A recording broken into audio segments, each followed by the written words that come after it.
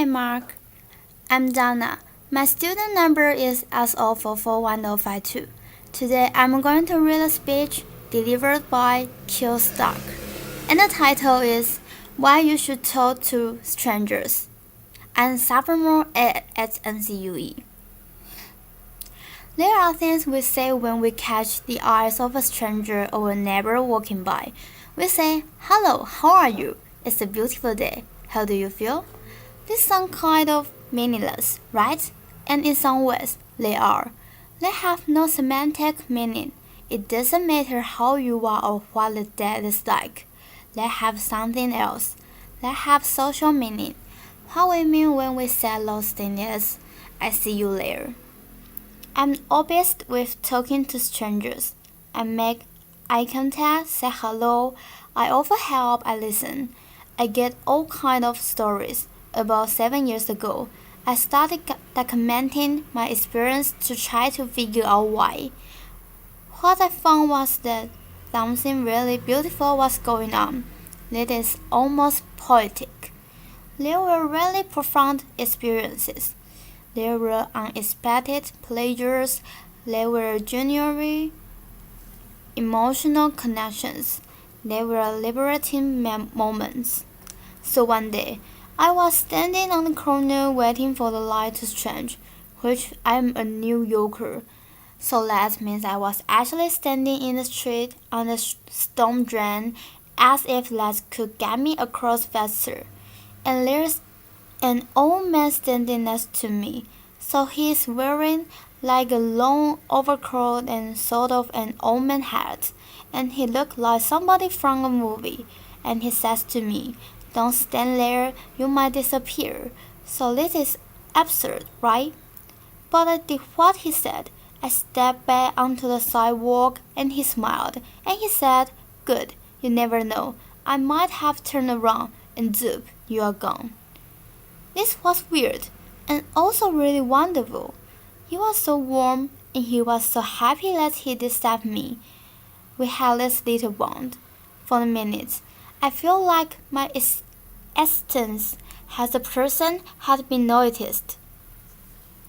I feel like my existence as a person had been noticed, and I was worth saving. The really sad thing is, in many parts of the world, we are raised to believe that strangers are dangerous by default, that we can't trust them, that they might hurt us. But most strangers aren't dangerous. We are uneasy around them because we have no context. We don't know what their intentions are, so instead of using our perception and making choices, we rely on this category of stranger. I have a 4-year-old. When I say hello to people on the street, she asks me why. She says, "Do we know them?" I say, "No, they are our neighbor." "Are they our friends?" "No, it's just good to be friendly." I think twice every time I say that to her, because I mean it. But as a woman, particularly, I know that not every stranger on the street has the best intentions. It is good to be friendly, and it's good to learn when not to be. But none of that means we have to be afraid. There are two huge benefits to using our senses instead of our fears. The first one is that it liberates us. When you think about it, using perception instead of categories is much easier said than done. Categories are something our brains use. When it comes to people, it's sort of a shortcut for learning about them.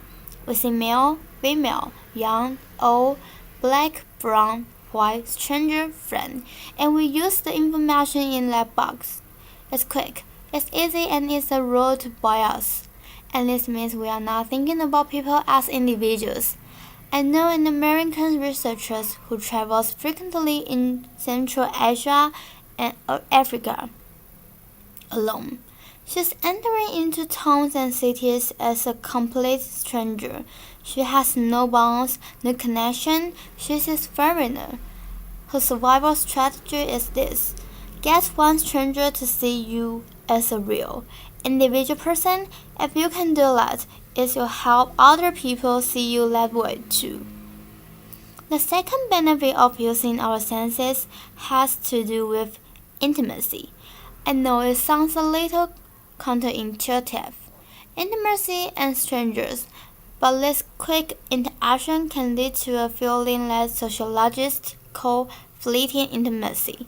So it's a brief experience that has emotional resonance and meaning.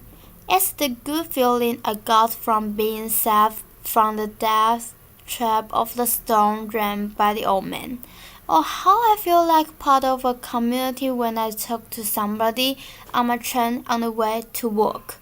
Sometimes it goes further.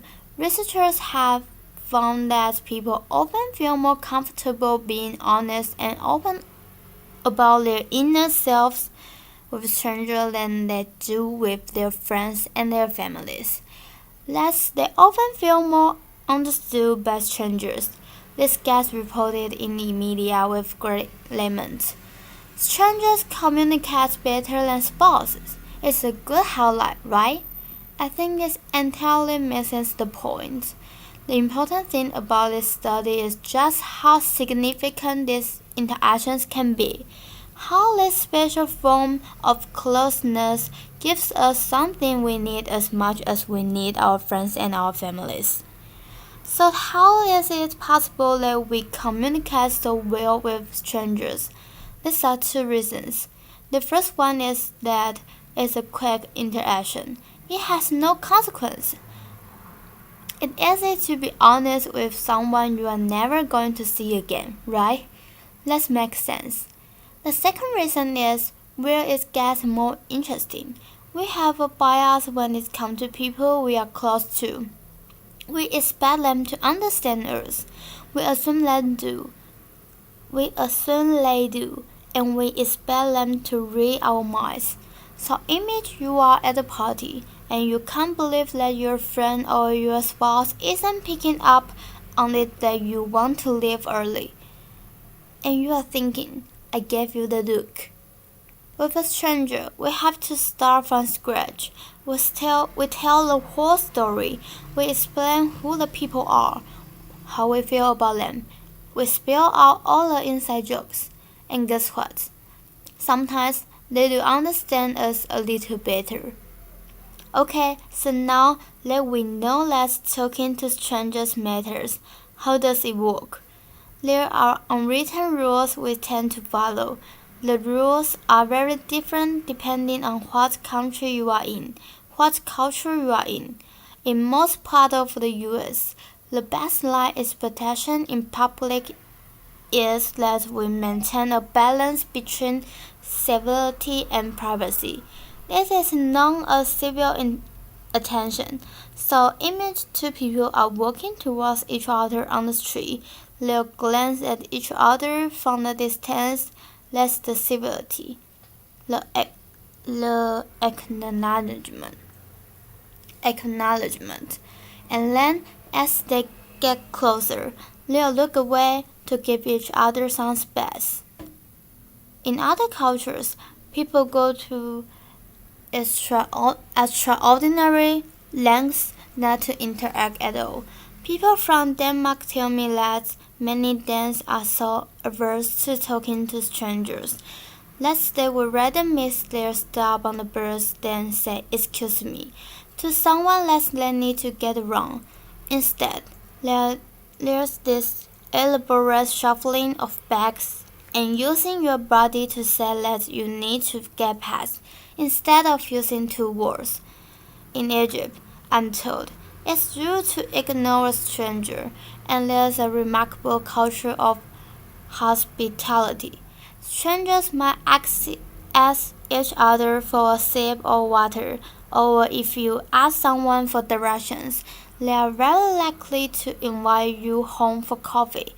We see these unwritten rules most clearly when they are broken, or when you are in a new place and you are trying to figure out what the right thing to do is. Sometimes, breaking the rules a little bit is where the action is, in case it's not clear. I really want you to do this, okay? So here's how it's going to do. Find somebody who is making eye contact. That's a good signal. The first thing is a simple smile. If you are passing somebody on the street or in the hallway here, smile, see what happens. Another is triangulation. That's you, that's a stranger. There's some third thing that you both might see and comment on, like a piece of public art or somebody perching in a tree or somebody wearing funny clothes. Give it a try.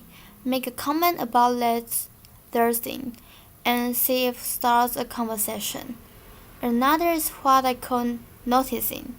This is usually given a compliment. Compliments. I'm a big fan of noticing people's shoes. I'm actually not wearing fabulous shoes right now, but shoes are fabulous in general, and they are pretty neutral as far as giving compliments goes. People always want to tell you things about their awesome shoes. You may have already experienced the dogs and babies principle. It can be awkward to talk to someone on the street. You don't know how they are going to respond, but you can always talk to their dog or their baby. The dog or the baby is a social conduit to the person, and you can tell by how they respond whether they are open to talking more. The last one I want to challenge you to is disclosure. This is a very valuable thing to do, and it can be very rewarding. So next time you are talking to a stranger and you feel comfortable, tell them something true about yourself, something real personal. You might have less experience I talk about of feeling understood. Sometimes in conversation, it comes up, people ask me, what does your dad do? Or where does he live? And sometimes I tell them the whole truth, which is that he died when I was a kid. Always in those moments, they share their own experience of loss. We tend to mix disclosure with disclosure, even with strangers. So here it is. When you talk to strangers, you are making beautiful interruption into the expected narrative of your daily life and theirs. You are making unexpected connections. If you don't talk to strangers, you are missing out on all of that. We spend a lot of time teaching our children about strangers. What will happen if we spend more time teaching ourselves? We could reject all the ideas that make us so suspicious of each other. We could make a space for change. Thank you. Applause.